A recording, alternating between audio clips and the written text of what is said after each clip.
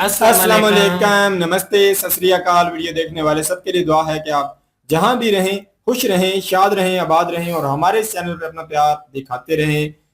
बहुत ही जी ज़बरदस्त एक वीडियो इंडिया से वायरल हो रही है।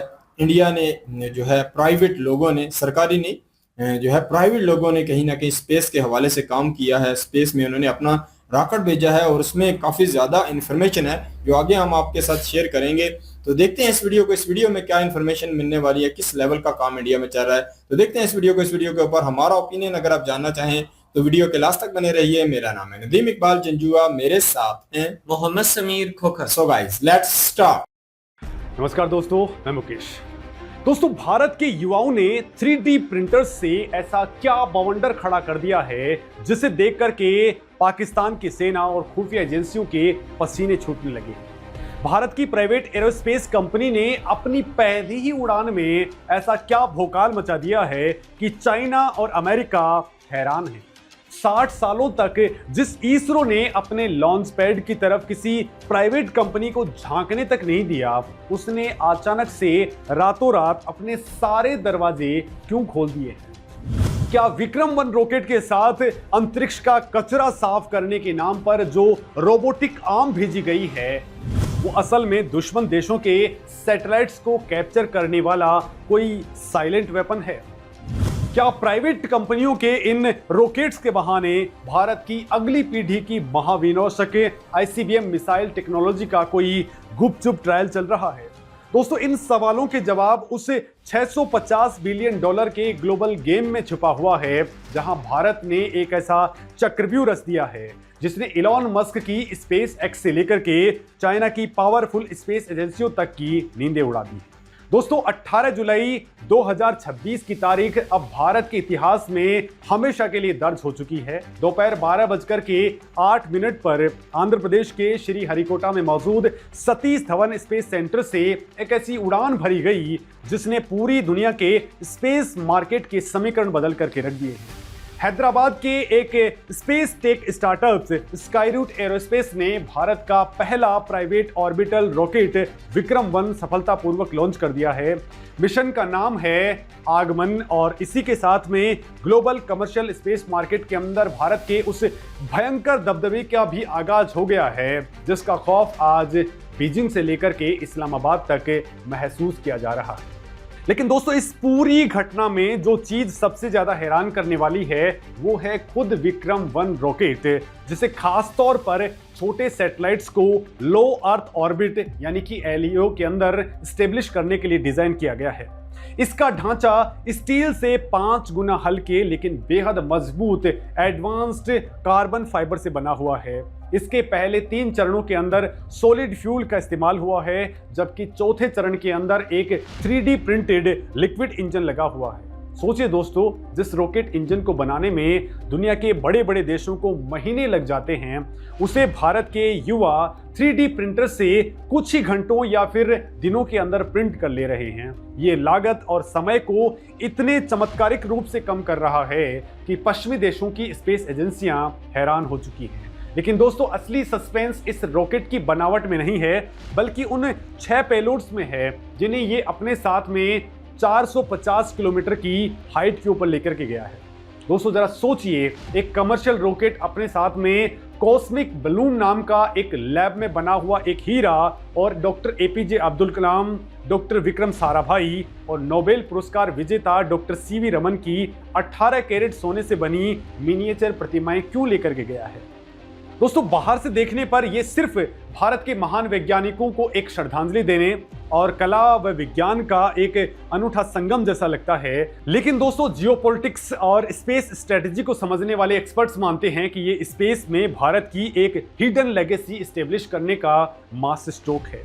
भारत दुनिया को ये साफ संदेश दे रहा है कि अंतरिक्ष पर अब सिर्फ चंद पश्चिमी देशों का एकाधिकार नहीं चलने वाला है। लेकिन दोस्तों, ये तो सिर्फ एक शुरुआत है। असली कहानी तो उस पेलोड की है जिसने रक्षा विशेषज्ञों के कान खड़े कर दिए हैं।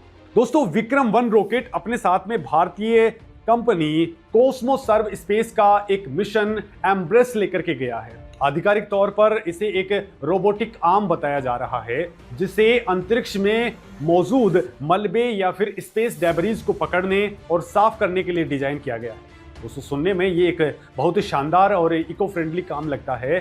पृथ्वी की कक्षा में लाखों छोटे बड़े मलबे के टुकड़े तैर रहे हैं, जो सैटेलाइट्स के लिए बहुत बड़ा खतरा हैं। लेकिन दोस्तों, जरा गहराई से सोचिए, अगर कोई रोबोटिक आर्म अंतरिक्ष में किसी तेज गति से तैरते हुए मलबे को ट्रैक करके उसे पकड़ सकती है, तो क्या वो युद्ध की स्थिति में दुश्मन देश के किसी एक्टिव मिलिट्री सैटेलाइट या फिर कम्युनिकेशन सैटेलाइट को कैप्चर या फिर डिसेबल नहीं कर पाएगी? दोस्तों, स्पेस टेक्नोलॉजी की दुनिया में इसे डुअल यूज टेक्नोलॉजी कहा जाता है, यानी जो तकनीक कचरा साफ करने में काम आ रही है, वही तकनीक रातों रात एक साइलेंट स्पेस वेपन बन सकती है। भारत आधिकारिक तौर पर कभी अंतरिक्ष के सैन्यीकरण का समर्थन नहीं करता है, लेकिन दोस्तों, इस एक रोबोटिक पेलोड ने चाइना और पाकिस्तान को ये सोचने पर मजबूर कर दिया है कि भारत की स्पेस डिफेंस कैपेबिलिटी अब किस खतरनाक लेवल पर पहुंच चुकी है।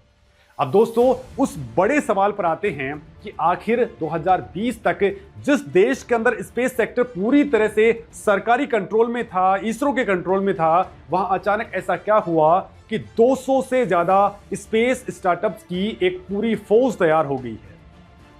तो दोस्तों, इसका सीधा कनेक्शन ग्लोबल स्पेस इकोनॉमी के उस $650 बिलियन के मार्केट पे है, जो अगले कुछ सालों के अंदर $1 ट्रिलियन को पार करने वाला है।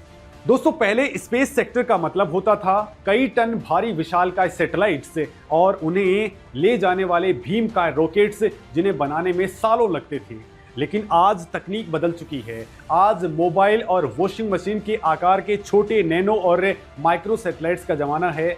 दुनिया भर के अंदर स्टार लिंक जैसे internet, constellation, agriculture monitoring, weather forecasting और मिलिट्री सर्विलांस के लिए हर साल हजारों छोटे सैटेलाइट स्पेस में भेजे जा रहे हैं। दोस्तों, भारत सरकार ने ये बहुत पहले ही भांप लिया था कि इसरो अकेले इस विशाल ग्लोबल डिमांड को पूरा नहीं कर सकता है। अगर इसरो कमर्शियल सैटेलाइट्स ही लॉन्च करता रहेगा, तो वो गगनयान, चंद्रयान और डीप स्पेस एक्सप्लोरेशन जैसे बड़े मिशन कब करेगा? लिहाजा प्रधानमंत्री मोदी की सरकार ने 2020 के अंदर ही स्पेस सेक्टर के उदारीकरण का वो ऐतिहासिक फैसला लिया, जिसने भारत के अंदर स्पेस एक्स जैसे तूफान को लाकर के खड़ा कर दिया। दोस्तों, मोदी सरकार ने इन स्पेस नाम की एक सिंगल विंडो एजेंसी बनाई। पहले अगर किसी युवा को अपना रॉकेट बनाना होता था, तो उसे सालों तक सरकारी फाइलों में उलझना पड़ता था, लेकिन अब इन स्पेस के जरिए प्राइवेट कंपनियां इसरो के लॉन्च पैड, टेस्टिंग लैब्स और फैसिलिटीज का सीधा इस्तेमाल कर सकती हैं। और इसी का नतीजा है कि विक्रम-1 इसरो के ही सतीश धवन स्पेस सेंटर से लॉन्च हुआ है। इसके अलावा दोस्तों, इंडियन स्पेस पॉलिसी 2023 और स्पेस सेक्टर के अंदर 100% फॉरेन डायरेक्ट इन्वेस्टमेंट यानी कि FDI को मंजूरी देने से अमेरिका और यूरोप का अरबों डॉलर का इन्वेस्टमेंट सीधे बेंगलुरु और हैदराबाद के स्टार्टअप्स में आ रहा है। इस वक्त भारत में जो स्टार्टअप्स काम कर रहे हैं, उनका इनोवेशन देख करके आप हैरान रह जाएंगे। Agnikul Cosmos 3D printed rocket बना रहा है। दोस्तों, भारत का पिक्सेल स्पेस नाम का स्टार्टअप ऐसे hyper spectral earth observation satellite बना रहा है, जिनके कैमरे इतने ज्यादा पावरफुल हैं कि वो अंतरिक्ष से ही जमीन के नीचे की मिट्टी की नमी, गैस लीकेजेस और यहां तक कि किसी छिपे हुए मिलिट्री बंकर के कैम्यूफ्लोज को भी डिटेक्ट कर सकते हैं। दोस्तों, बेलाट्रिक्स एरोस्पेस सैटेलाइट्स के लिए ग्रीन प्रोपल्सन इंजन बना रहा है और जिगांत्रा स्पेस का गूगल मैप तैयार कर रहा है, ताकि सैटेलाइट्स को टकराने से बचाया जा सके। जब ये 200 से ज़्यादा खूंखार स्टार्टअप्स एक साथ अपने सस्ते और हाईटेक प्रोडक्ट्स ग्लोबल मार्केट के अंदर उतारेंगे, तो पूरी दुनिया के देश सैटेलाइट लॉन्च करने के लिए सिर्फ भारत की तरफ ही देखेंगे। अब दोस्तों, जरा ग्लोबल जियोपॉलिटिक्स के नजरिए से चाइना का खेल समझिए। अमेरिका आज भी स्पेस का निर्विवाद किंग है, लेकिन चाइना अभी शांत नहीं बैठा है। दोस्तों, चाइना की लैंड स्पेस, आई स्पेस और गैलेक्टिक एनर्जी जैसी प्राइवेट कंपनियां मीथेन संचालित रॉकेट तक बना चुकी हैं, लेकिन चाइना के पास में तकनीकी भले ही हो, दुनिया का भरोसा नहीं है। पश्चिमी देश और अमेरिका के सहयोगी देश जियोपॉलिटिकल कारणों की वजह से अपने सेंसिटिव सैटेलाइट्स चाइना के रॉकेट्स में लॉन्च नहीं करवाना चाहते। उन्हें डर है कि चाइना उनके सैटेलाइट्स का डेटा चुरा सकता है या उनके अंदर कोई स्पाईवेयर डाल सकता है। दोस्तों, दुनिया के इसी ट्रस्ट डेफिसिट ने भारत के लिए सबसे बड़ा दरवाजा खोल दिया है। जो देश चाइना पर भरोसा नहीं करते हैं, और जिनके लिए यूरोप की एरियन स्पेस या फिर जापान की जाक्सा की लॉन्चिंग बहुत ज्यादा महंगी है, उनके पास में भारत के प्राइवेट स्टार्टअप्स के अलावा कोई विकल्प नहीं बचता है। भारतीय स्टार्टअप्स पश्चिमी कंपनियों के मुकाबले 1/3 कीमत पर सैटेलाइट लॉन्च करने की कैपेसिटी रखते हैं और यही भारत का फ्रूगल इंजीनियरिंग का मॉडल है जो स्पेस की दुनिया में भारत को एक अल्टीमेट पावर हाउस बनाता है। लेकिन दोस्तों, इस पूरी सफलता का सबसे बड़ा और खौफनाक असर अगर किसी पर हो रहा है तो वो है पाकिस्तान। पाकिस्तान की स्पेस एजेंसी सुपार्को की स्थापना 1961 में हुई थी। ये वो टाइम था जब भारत के इसरो का जन्म भी नहीं हुआ था। लेकिन दोस्तों, आज 65 साल बाद भी सुपार्को एक भी स्वदेशी सैटेलाइट या फिर लॉन्च व्हीकल खुद नहीं बना सकता है। पाकिस्तान आज भी अपनी मिलिट्री और कम्युनिकेशन सैटेलाइट्स के लिए पूरी तरह से चाइना के टुकड़ों पर पल रहा है। पाकिस्तान को इसरो से तो हमेशा से ही डर लगा रहता था, लेकिन अब भारत के प्राइवेट स्पेस सेक्टर ने उसकी रातों की नींद हराम कर दी है। पाकिस्तान की बौखलाहट के 2 बड़े स्ट्रेटेजिक कारण हैं। पहला है प्राइवेट सर्विलांस कैपेबिलिटी। भारत की पिक्सल जैसी प्राइवेट कंपनियां जो हाई रेजोल्यूशन सैटेलाइट्स बना रही हैं, उसका सीधा मतलब है कि अब भविष्य में भारतीय सेना को लाइन ऑफ कंट्रोल यानी एलओसी के पार पाकिस्तान के आतंकी ठिकानों, लॉन्च पैड्स या फिर मिलिट्री मूवमेंट के ऊपर नजर रखने के लिए सिर्फ सरकारी मिलिट्री सैटेलाइट्स के ऊपर डिपेंडेंट नहीं रहना पड़ेगा। प्राइवेट सेक्टर रियल टाइम के अंदर सेना को इतना सटीक और पिन पॉइंट डेटा प्रोवाइड कर सकता है कि भारत स्पेस से ही एक तरह की डिजिटल सर्जिकल स्ट्राइक प्लान कर सकता है। पाकिस्तान के चप्पे चप्पे की खबर अब भारत के प्राइवेट सर्वर के ऊपर मौजूद होगी। दूसरा और सबसे बड़ा कारण है ड्यूल यूज टेक्नोलॉजी और आईसीबीएम कैपेबिलिटी। दोस्तों, space propulsion, rocket engine design और गाइडेंस सिस्टम, साथ ही री एंट्री व्हीकल जैसी जो तकनीक एक रॉकेट को स्पेस में ले जा सकती है, लगभग वही टेक्नोलॉजी एक इंटरकॉन्टिनेंटल बैलिस्टिक मिसाइल यानी कि आईसीबीएम बनाने के अंदर इस्तेमाल होती है। भारत का प्राइवेट सेक्टर जितनी तेजी से रॉकेट टेक्नोलॉजी के अंदर महारत हासिल कर रहा है, वो अदृश्य रूप से भारत की सैन्य और रक्षा क्षमता को कई गुना बढ़ा रहा है। पाकिस्तान इस समय भयानक आर्थिक संकट, 40% महंगाई और आईएमएफ के कर्ज के बोझ के तले दबा हुआ है। वहां आटा खरीदने के लिए लाइनें लग रही हैं। दूसरी तरफ भारत के युवा कोले से निकलते ही ऐसे स्पेस स्टार्टअप्स खड़े कर रहे हैं जिनकी वैल्यूएशन करोड़ों डॉलर्स के अंदर है। ये पाकिस्तान के नीति निर्माताओं, उनकी खुफिया एजेंसी आईएसआई और उनकी सेना के मनोवैज्ञानिक स्तर पर एक ऐसा करारा तमाचा है या उनकी करारी हार है जिसका उनके पास में कोई जवाब नहीं है। भारत आज स्पेस डिप्लोमेसी का इस्तेमाल एक अचूक हथियार की तरह कर रहा है। जैसे जैसे भारत के प्राइवेट रॉकेट्स ग्लोबल कस्टमर्स को सर्विस देंगे, वैसे वैसे दुनिया के तमाम देशों की भारत पर रणनीतिक डिपेंडेंसी बढ़ती जाएगी। जब किसी देश का करोड़ों डॉलर का कम्युनिकेशन नेटवर्क भारत के सैटेलाइट्स और रॉकेट्स पर टिका होगा, तो क्या वो देश कभी अंतर्राष्ट्रीय मंचों के ऊपर भारत के खिलाफ जाने की जरूरत करेगा? ऐसा बिल्कुल नहीं होगा। दोस्तों, प्राइवेट स्पेस सेक्टर भारत की कूटनीतिक ताकत को इतना ज्यादा बढ़ावा दे देगा कि पाकिस्तान खुद ब खुद ग्लोबल प्लेटफॉर्म्स पर पूरी तरह से आइसोलेटेड हो जाएगा। केंद्रीय मंत्री जितेंद्र सिंह ने भी विक्रम-1 की लॉन्चिंग पर तारीफ करते हुए कहा है कि ये सिर्फ एक रॉकेट नहीं है, बल्कि भारत को एक ग्लोबल स्पेस पावर के रूप में एस्टेब्लिश करने की डायरेक्शन में एक बहुत बड़ा रणनीतिक शिफ्ट है। स्काईरूट एरोस्पेस की उड़ान भारतीय स्पेस सेक्टर में महज एक शुरुआत पर नहीं है, बल्कि एक भयंकर पैराडाइम शिफ्ट है।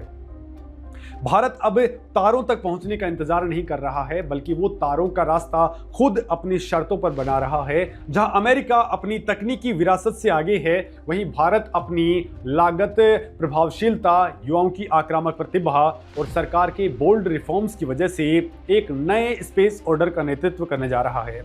आने वाले 5 से 10 सालों के अंदर जब भारत के 200 से ज़्यादा स्पेस स्टार्टअप नियमित रूप से दुनिया भर के स्पेस सैटेलाइट्स को लॉन्च कर रहे होंगे, तब ग्लोबल स्पेस इकोनॉमी का केंद्र पश्चिम से पूरी तरह से खिसक करके भारत की तरफ आ चुका होगा। अब दोस्तों, समय आ गया है कि हम सिर्फ इसरो की सफलताओं पर ही नहीं, बल्कि भारत के इन युवा स्पेस एंटरप्रेन्योर्स की ताकत पर भी उतना ही गर्व करें। ये वो नया भारत है जो अब डिफेंसिव नहीं खेलता, बल्कि सीधे दुश्मन के दिमाग और मार्केट के सबसे बड़े हिस्से पर अटैक करता है। अब दोस्तों, आपको क्या लगता है इस मामले पर? कमेंट करके जरूर बताएं। नमस्कार। बहुत ही जी ज़बरदस्त लगा। अगर देखा जाए इंडिया में जो साइंस और टेक्नोलॉजी के मैदान में अगर सरकारी सतह पे इसरो काम कर रहा है, तो वहाँ हमें ये भी देखने के लिए मिलता है कि प्राइवेट सतह पे भी बहुत सारी कंपनियां काम कर रही हैं, जो कहीं ना कहीं जो है स्पेस के हवाले से वो कहीं ना कहीं बहुत सस्ते रॉकेट लॉन्चर लॉन्च कर रही हैं। इससे पहले हमने एक वीडियो लाई थी, उसके ऊपर हमने रिएक्ट किया था। वो वीडियो तो हमारी डिलीट हो चुकी है। उसमें हमने देखा था एक छोटे छोटे जो बच्चे हैं वो भी स्पेस के हवाले से छोटे रॉकेट जो है उनके ऊपर काम कर रहे थे। तो वो भी अपनी कह लो कि इंफॉर्मेशन देने एक जगह पे आए थे कि हम किस लेवल पर काम कर रहे हैं। हम जो है बड़े रॉकेट नहीं, जो छोटे साइज के रॉकेट होते हैं तो उन्हें लॉन्च करके स्पेस तक हम जो है काम कर रहे हैं। तो हमें ये कहीं ना कहीं पहले भी आइडिया था कि इंडिया में प्राइवेट सेक्टर के लोगों को भी उनको भी इजाजत है कि वो अपने काम में किसी तरीके की महारत रखते हैं। तो इंडिया की कह लो कि बेहतरी के लिए या इंडिया के मुस्तकबिल के लिए वो कहीं ना कहीं जो है वो अपना काम करें। बाकी दूसरी का बात आती है, ये जो रॉकेट लॉन्च हुआ है इसकी हमें जो यहाँ से जानकारी मिली है और जो कुछ ना कुछ मुझे और भी जगह से जानकारी मिली है, उस माध्यम से हमें ये देखने के लिए मिलता है कि स्पेस के अंदर खला में कहीं ना कहीं जो है जो कचरा जो कहीं ना कहीं फिजा में उड़ रहा है, वहां उड़ रहा है, उस कचरे को ये जो है कैप्चर करेगा, उसे पकड़ेगा और उससे कहीं ना कहीं यहाँ इस सैटेलाइट के जरिए, इस रॉकेट लॉन्चर के जरिए जो है उसे इकट्ठा किया जाएगा। वो कहीं ना कहीं धरती के लिए या सैटेलाइटों के लिए नुकसानदेह ना हो। तो ये इस वजह से जो है खबर तो ये दी जा रही है कि ये इस वजह से है, पर मैं कहीं ना कहीं अगर आपको बताऊं तो मेरे पास दोनों तरफ की खबरें हैं। मैंने पिछले 6 महीने से 8 महीने हो चुके हैं, मैंने पाकिस्तान को देखा है। पाकिस्तान के पास जब ऑपरेशन सिंदूर के दौरान जो है पाकिस्तान को बहुत ज्यादा फेलियर हुए, इंडिया के कहीं ना कहीं ठिकाने किस जगह पे है, तो हमें चाइना की मदद से कुछ ना कुछ जो है पॉइंट मिल रहे थे इंडिया की कह लो कि बहुत सारी जगहों के ऊपर। तो हमें कहीं ना कहीं इंडिया कहाँ से जो है अपने डिफेंस के कह लो के सामान से जो अटैक कर रहा है, पाकिस्तान उसको भी कैप्चर नहीं कर पा रहा था कि किस तरीके से उसे डिस्ट्रॉय किया जाए। तो हमारे पास वो अपनी सैटेलाइटें नहीं थी, जिसकी वजह से पाकिस्तान बहुत ज्यादा वहां हमें दिक्कत हुई और बहुत ज्यादा हम जो है अपने डिफेंस हो या अटैकिंग मोड जो है उसे हम अच्छे तरीके से यूज नहीं कर पा रहे थे। मैंने अपने जो साइंसदानों से सुना या अपने जो अच्छे यूट्यूबर हैं जो साइंस के हवाले से इंफॉर्मेशन देते हैं, मैंने उनसे सुना है कि उन्होंने कहा कि पाकिस्तान पिछले 6 से 8 महीने हो चुके हैं छोटी छोटी सैटेलाइटें जो है चाइना की मदद से जो है उन्होंने फिजा में लॉन्च कर दी हैं, स्पेस में लॉन्च कर दी हैं, जिसकी वजह से इंडिया के ऊपर खास जगहों के ऊपर नजर रखनी है, इंडिया की फोर्सेस कहाँ कहाँ डिप्लाई है, इंडिया का डिफेंस कहाँ कहाँ में डिप्लाई है। तो ये जो रॉकेट लॉन्च हुआ है ये कहीं ना कहीं मेरे ख्याल में उसका काउंटर है, क्योंकि पाकिस्तान ने छोटी छोटी बहुत सारी सैटेलाइटें लॉन्च करके इंडिया के ऊपर नजर रखने के लिए काम किया है। तो कहीं ना कहीं हो सकता है ये जो रॉकेट लॉन्च हुआ है हो सकता है ऐसी छोटी मोटी, हालांकि यहाँ तो अभी यही बताया जा रहा है कि ये कचरा जो है उसे कैप्चर करेगा, पर हो सकता है जंग के वक्त में पाकिस्तान की वो सारी सैटेलाइटें उन्हें भी कैप्चर कर लिया जाए। तो पाकिस्तान के हवाले से पाकिस्तान फिर कहीं ना कहीं फिजा और स्पेस के हवाले से हो सकता है कि एक अंधा कहीं ना कहीं जो है वो माहौल जो बन जाता है, जिसकी वजह से पाकिस्तान कुछ नहीं कर पाएगा। तो वो सिचुएशन भी बन सकती है। ये रॉकेट कहीं ना कहीं काउंटर भी पाकिस्तान के छोटे छोटे जो कह लो के ऐसे रॉकेट हैं उन्हें हो सकता है जो कहीं ना कहीं उन्हें कैप्चर कर लिया जाए। तो ये दुनिया में एक जंग चल रही है स्पेस में, जिसके पास तरक्की ज्यादा है, टेक्नोलॉजी ज्यादा है, वही इस दौर में ताकतवर समझे जाते हैं। तो पाकिस्तान ने भी एक कार्य किया है, हो सकता है इंडिया ने उसका काउंटर जो है ये किया हो।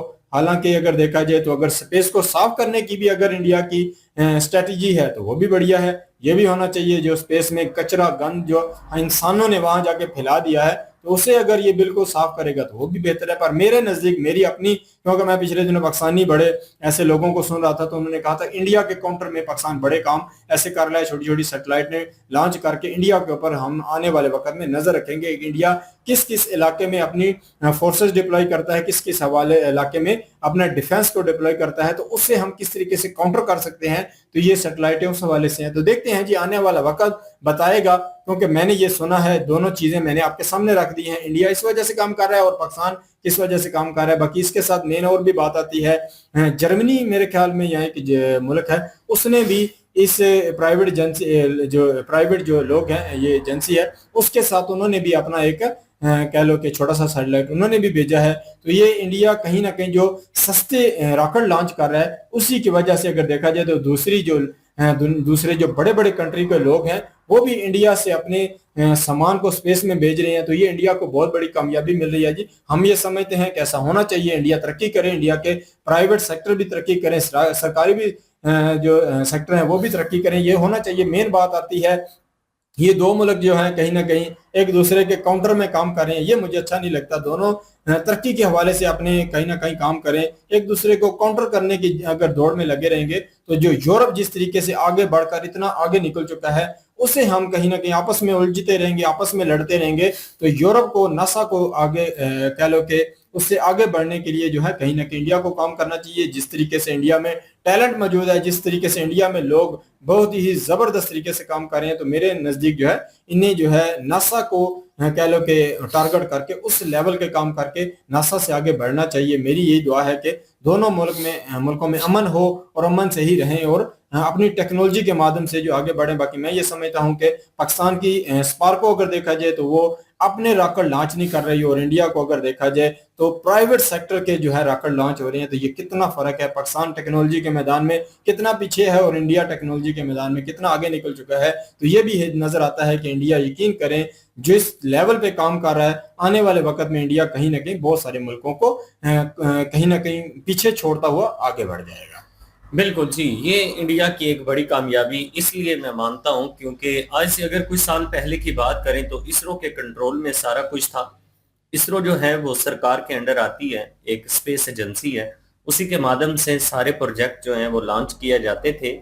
लेकिन ये बढ़िया कामयाबी है कि प्राइवेट जो सेक्टर हैं, जो प्राइवेट कंपनियां खुलकर मैदान में आई हैं, 200 से ज्यादा कह रहे हैं कि स्पेस जो कंपनियां हैं वो बनी हैं। इसरो को किसी किस्म का कोई इतराज नहीं है, सरकार को किसी किस्म का कोई इतराज नहीं है, सबको इजाजत है अपने हिंदुस्तान का नाम रोशन करने के लिए जितना कोई योगदान अदा कर सकता है वो करे। तो ये होते हैं जमहूरी कंट्री। जमहूरी कंट्री में ना जो काबिल इंसान है उसको मौका मिलता है आगे बढ़ने का, हिम्मत उसकी अपनी है कि वो आगे बढ़े। तो वहां पे ना इस तरह का प्रतिबंध नहीं है किसी के ऊपर। अगर यहाँ पे होता तो प्रतिबंध होना था भाई, फिर बड़े मुश्किल हालात हो जाने थे और जो प्राइवेट कंपनी थी उसको बकायदा इजाजतनामे लेने पड़ने थे। इजाजतनामा तो खैर इंडिया में भी लेना पड़ता है लेकिन वहां पे इतना मुश्किल नहीं है। पहले काफी मुश्किल था लेकिन अब जो है वो एक इदारा, एक प्राइवेट इदारा जो है वो सरकार की तरफ से बनाया गया है, जिसके माध्यम से आप रजिस्ट्रेशन करवा सकते हैं, आप जो है इजाजत ले सकते हैं। उसके बाद आप अपना जो प्रोजेक्ट है जो भेजना चाहते हैं वो भेज सकते हैं, किसी किस्म की कोई दिक्कत आपको नहीं होगी।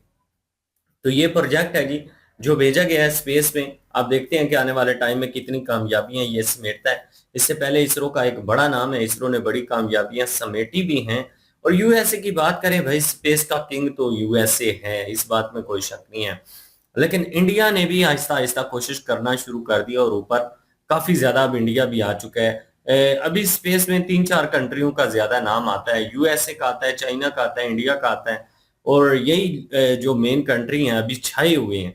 तो इनका बड़ा नाम स्पेस में आ रहा है कि बड़े बड़े प्रोजेक्ट जो हैं वो भेजे जा रहे हैं। चाइना जो है अभी उस तरह से मुकाबला नहीं कर पा रहा यूएसए का जिस तरह से उसे करना चाहिए। लेकिन इंडिया की तरफ से अगर देखें भाई तो बड़ी तरक्की जो है वो समेटने की कोशिश की जा रही है। रही बात पाकिस्तान की, पाकिस्तान में आधे से ज्यादा लोगों को अपनी एजेंसी का नाम ही कोई नहीं पता। बहुत कम लोग हैं जिनको स्पेस एजेंसी का नाम पता होगा। अगर किसी से पूछेंगे तो वो कहेगा जी कि एजेंसी का नाम क्या है। तो बाकी बातें तो बात की है ना। बाकी प्रोजेक्ट जो है वो एक ही भेजा था इस्लामाबाद के हमारी यूनिवर्सिटी के स्टूडेंट है, वो मेरे हाल में 2-4 किलो का था, तो वो भेजा था, वो भी चाइना की मदद से ही भेजा था हमने, मतलब कि अपने बलबूते पर वो नहीं था। चाइना जो था वो रॉकेट लॉन्च कर रहा था, हमने कहा हमारा भी एक छोटा सा है, ये भी साथ ही ले जाओ। तो फिर हमें नाम बनाने का मौका मिल गया, हमने बना लिया। तो इस तरह से नहीं काम बनता, नाम बनाना काम है ही नहीं है, काम इंडिया से मुकाबला करना है ही नहीं है। काम ये है कि अपने मुल्क के फायदे के लिए कुछ करना, अपने मुल्क की तरक्की के लिए कुछ करना। अब इंडिया अगर कर रहे हैं तो लोगों को दिखाने के लिए थोड़ा कर रहा है, इंडिया अपने मुल्क के लिए कर रहा है, अपने लोगों के हित के लिए कर रहा है, अपने मुल्क का नाम जो है वो रोशन करने के लिए कर रहा है। अपनी जो है वो प्रोजेक्ट जब जाएंगे तो उसमें क्या होगा, दुनिया भर की एजेंसियां जो है वो जाहिर सी बात है उनका रुझान इंडिया की तरफ होगा। जब कामयाब होती है, इसरो कामयाब हुई थी तो बहुत सारे मुल्क जो थे उनकी स्पेस एजेंसियां जो थी उन्होंने प्लान किया था कि हम मिलकर आपके साथ काम करना चाहते हैं। तो उसका बेनिफिट किसको हुआ, कंट्री को हुआ ना। तो इंडिया जो है ना वो भागम दौड़ किसी से मुकाबले नहीं कर रहा, इंडिया अपने देश की तरक्की के लिए कर रहा है सब कुछ। तो बड़ा अच्छा ये मिशन है जी, आप देखते हैं क्या कामयाबियां मिलती हैं। बिल्कुल जी, आने वाले वक्त में इसकी भी रिपोर्ट आएगी कि कहीं ना कहीं इस रॉकेट ने कितनी कामयाबियां समेटी हैं। और साथ में अगर देखा जाए तो मैं ये समझता हूँ कि पाकिस्तान तो अपने कह लो कि किसी फैक्ट्री लगाने के लिए भी हमें बड़ी दिक्कत होती है। और इंडिया में देखें स्पेस जो है एजेंसियां बन रही हैं, इतनी एजेंसियां जो है काम कर रही हैं। तो इंडिया बहुत लक कंट्री है। काश के कहीं ना कहीं जो है इंडिया जैसा निज़ाम हमारे मुल्क में भी होता तो हमें भी कहीं ना कहीं यहाँ काम का मौका मिलता। पर हमारे जो लोग हैं यहाँ से छोड़कर दूसरे कंट्रियों में जाकर काम कर रहे हैं। तो ये हमारा फेलियर है और ये इंडिया का कामयाबी का कह लो कि कह सकते हैं कि नवीद है कामयाबी के कि वहाँ के आम लोग भी इतना कुछ अपने मुल्क के लिए कर रहे हैं। बिल्कुल जी, ये थी आज की वीडियो। इस वीडियो के माध्यम से आप लोगों का क्या कहना है, आप लोग कमेंट सेक्शन में अपनी राय दीजिएगा। मिलते हैं नेक्स्ट वीडियो में, तब तक के लिए अल्लाह हाफिज़, पीस।